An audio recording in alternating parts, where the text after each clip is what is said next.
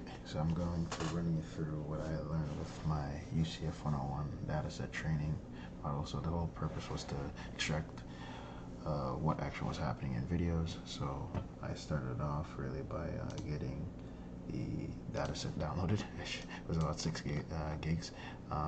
So these are all the folders. So this is where I start grabbing all my stuff. So I started crawling through the folder. So I grab the directory first that I'm going to store it in, and then collect the labels, and then I have my ID, what I'm going to store it in.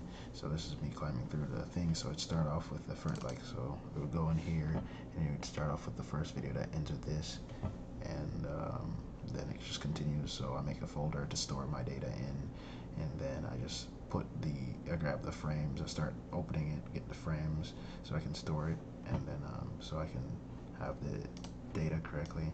And this is what happens after I finished extracting all the frames, and then I store it in a pickle file, the paths for each of these, and then instead of loading all the pictures or frames at once, I can just load all of them one by one in a file and then store the data. So that's why I chose to do it that way. So I split about 20% was training, was the test one, and then and then 80% the rest was the training.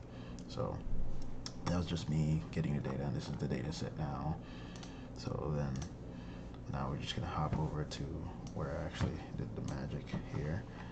So start off by grabbing my imports, right? And then so I uploaded that folder, and then I unzipped it.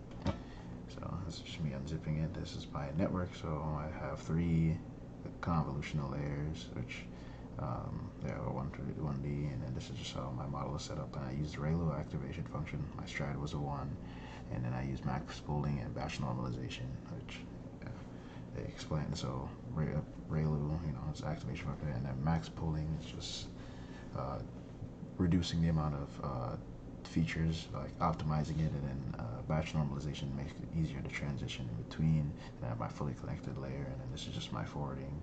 So you have to reshape or flatten the network before you send it into a fully connected. So that's what I did right there. And then softmax is just a probabilistic model. And then so this is my trading. This is just how I go through it, the standard, get the results, and then optimize it, and then back propagate. And this is just me printing out the logs.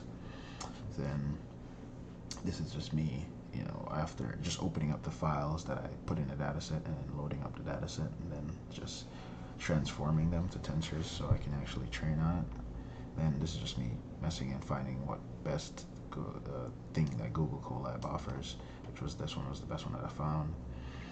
And then this is just the main, where I set all the parameters, batch size, test batch size, all of these things, the training, learning rate, epochs. I did 5, and then then I just loaded everything up right here, and I'll get to how much accuracy I got to. So you can see it gets to 95 in the first epoch, and then it gets to 97 in the second epoch, and then sad face, it timed out on me, so I couldn't finish it. But yeah, that's basically my project.